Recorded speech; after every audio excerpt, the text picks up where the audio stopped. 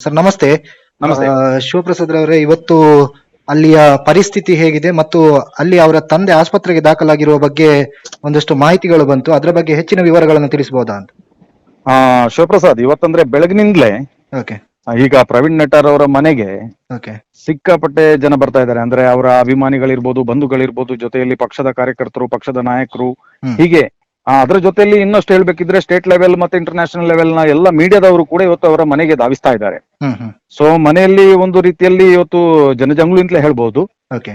ಇದರಿಂದಾಗಿ ಬೆಳಗಿನಿಂದಲೇ ಈ ಬಂದಂತ ಎಲ್ಲರ ಜೊತೆ ಇವರು ಮನೆಯ ಸದಸ್ಯರು, ಕುಟುಂಬದ ಸದಸ್ಯರು ಮಾತನಾಡಿ ತುಂಬಾ ಒಂದು ಅವರು ಬಹಳಷ್ಟು ಒಂದು ಫೀಲ್ ಅಲ್ಲಿ ಮತ್ತೆ ಬಹಳಷ್ಟು ಒಂದು ಕ್ಷೀಣವಾದಂತ ರೀತಿಯಲ್ಲಿ ಅವರ ಒಂದು ವ್ಯವಸ್ಥೆಯನ್ನು ಕಾಣ್ತಾ ಇದೆ ಅಲ್ಲಿ. ಸೊ ಇದರ ಎಡೆಯಲ್ಲಿ ಇವತ್ತು ಬೆಳಗಿನಿಂದ ನಮ್ಮ ಪುತ್ತೂರಿನ ಮಾಜಿ ಶಾಸಕರಾದಂತ ಶಕುಂತಳಾ ಶೆಟ್ಟಿ ಅವರು ಕೂಡ ಬಂದಿದ್ರು. ಓಕೆ.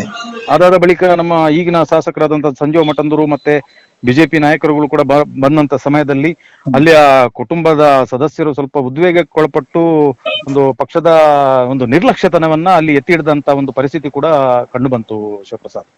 ಜೊತೆಯಲ್ಲಿ ಸ್ವಲ್ಪ ಹೊತ್ತಿನ ಒಂದು ವಾಗ್ವಾದಗಳು, ಚರ್ಚೆಗಳು ನಡೆದಂತ ಒಂದು ಘಟನೆ ಕೂಡ ಅಲ್ಲಿ ನಡೆದಿದೆ. ಈ ಸಂದರ್ಭದಲ್ಲಿ ಏನಾಯ್ತು ಅಂತ ಹೇಳಿದ್ರೆ, ಪ್ರವೀಣ್ ನಟಾರ್ ಅವರ ತಂದೆ ಸ್ವಲ್ಪ ಅವರು ವೃದ್ಧರು, ಅವರಿಗೆ ಸ್ವಲ್ಪ ಅವರ BP ಲೋ ಆಗಿ ಮತ್ತೆ ಹಾರ್ಟ್ ಬೀಟ್ ಸ್ವಲ್ಪ ಬಡಿತ ಏನೋ ಹೆಚ್ಚು ಕಡಿಮೆ ಆದ ಕಾರಣಕ್ಕೆ ಮತ್ತೆ ಅವರನ್ನ ಇಮಿಡಿಯೇಟ್ ಆಗಿ ಆಂಬ್ಯುಲೆನ್ಸ್ ತರಿಸಿ ಅವರನ್ನ ಬೆಳ್ಳಾರಿ ಆಸ್ಪತ್ರೆಗೆ ಒಂದು ಕ್ಲಿನಿಕ್ ಗೆ ತೆಗೆದುಕೊಂಡು ಹೋಗಿ ಅವರಿಗೆ ECG ಮಾಡಿಸಿ ಮತ್ತೆ ಈಗ ಅವರನ್ನ ವಾಪಸ್ ಮನೆಗೆ ಕರ್ಕೊಂಡು ಬಂದ್ರು. ಅಂದ್ರೆ ಯಾವುದೇ ರೀತಿಯ ತೊಂದರೆ ಆಗ್ಲಿಲ್ಲ. ಸೊ ಒಂದ್ ಸ್ವಲ್ಪ ಏರುಪೇರು ಆಯ್ತು, ಅವರಿಗೆ ಚಿಕಿತ್ಸೆ ಮಾಡಿ ಈಗ ಅವ್ರನ್ನ ಮತ್ತೆ ಮನೆಗೆ ವಾಪಸ್ ಕರ್ಕೊಂಡು ಬಂದಿದ್ದಾರೆ. ಓಕೆ. ಈಗ ಅವರ ಪರಿಸ್ಥಿತಿ ಹೇಗಿದೆ? ಮತ್ತೆ ಅವರ ಪತ್ನಿಯವರು ಕೂಡ ನಿನ್ನೆ ದಿವಸ ಬಹಳಷ್ಟು ಒಂದಷ್ಟು ವೀಕ್ನೆಸ್ ಅಲ್ಲಿ ಇದ್ರು. ತಾಯಿಗೂ ಕೂಡ ಹುಷಾರಿಲ್ಲ ಅನ್ನುವಂತ ಮಾಹಿತಿ ಇದೆ. ಒಟ್ಟು ಅವರ ಪರಿಸ್ಥಿತಿ ಹೇಗಿದೆ ಸರ್? ಅದೇ ಖಂಡಿತವಾಗಿ ಹೇಳ್ಬೇಕು ಅಂತಿದ್ರೆ, ನಿನ್ನೆ ನಂತರ ಅವರಿಗೆ ಸರಿಯಾದ ಆಹಾರದ ಒಂದು ಸೇವನೆ ಇಲ್ಲ, ಮಾತನಾಡಿ ಮತ್ತೆ ಉದ್ವೇಗಕ್ಕೊಳಗಾಗಿ ಆನಂತರ ವೇದನೆಯಿಂದಾಗಿ ಅವರು ಬಹಳಷ್ಟು ಕ್ಷೀಣಿಸ್ತಾ ಇದ್ದಾರೆ. ಮತ್ತೆ ಇವತ್ತಿನ ಬೆಳಗಿನಿಂದಲೇ ಸಿಕ್ಕಾಪಟ್ಟೆ ಅವರನ್ನ ಮಾತಾಡಿಸುವ ಜನಗಳೇ ಜಾಸ್ತಿ ಬಂದ ಕಾರಣ ಅವರು ಈಗಲೂ ಬಹಳಷ್ಟು ಒಂದು ಕ್ಷೀಣ ಸ್ಥಿತಿಯಲ್ಲಿ ಕಾಣ್ತಾ ಇದ್ದಾರೆ. ಅವರಿಗೆ ಕೂಡ ಸ್ವಲ್ಪ ವಿಶ್ರಾಂತಿ ಕೊಡುವಂತ ಅವಶ್ಯಕತೆ ಇದೆ ಅನ್ನುವಂಥದ್ದು ಕೂಡ ನಮಗೆ ಅಲ್ಲಿ ಪರಿಸ್ಥಿತಿಯನ್ನು ನೋಡ್ಬೇಕಾದ್ರೆ ಕಾಣ್ತಾ ಇದೆ. ಬಹಳಷ್ಟು ಅವರು ಬೇಸರವನ್ನ ವ್ಯಕ್ತಪಡಿಸ್ತಾ ಇದ್ದಾರೆ.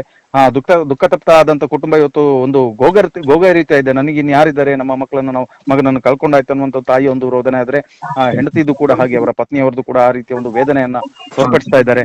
ಸೊ ಅದರ ಜೊತೆಯಲ್ಲಿ ಈಗಾಗಲೇ ಏನಂತ ಹೇಳಿದ್ರೆ, ನಮ್ಮ DYSP ಒಂದು ತಂಡ ಕೂಡ ಬಂದಿದೆ ಇಲ್ಲಿ. ಏನೋ ಅವರನ್ನು ಮರ್ಡರ್ ಮಾಡಿದಂತ ಸ್ಪಾಟಿಗೆ ಬಂದು ಇನ್ವೆಸ್ಟಿಗೇಷನ್, ಅಂದ್ರೆ ದೊಡ್ಡ ಮಟ್ಟದ ಒಂದು ಇನ್ವೆಸ್ಟಿಗೇಷನ್ ನಡೀತಾ ಇದೆ. ಅದು ಕೂಡ ಈಗ ಅದೇ ಸ್ಪಾಟ್ ಅಲ್ಲಿ ನಡೀತಾ ಉಂಟು. ಓಕೆ. ಧನ್ಯವಾದಗಳು ಸರ್ ತಮ್ಮ ಮಾಹಿತಿಗೆ. Okay, thank you.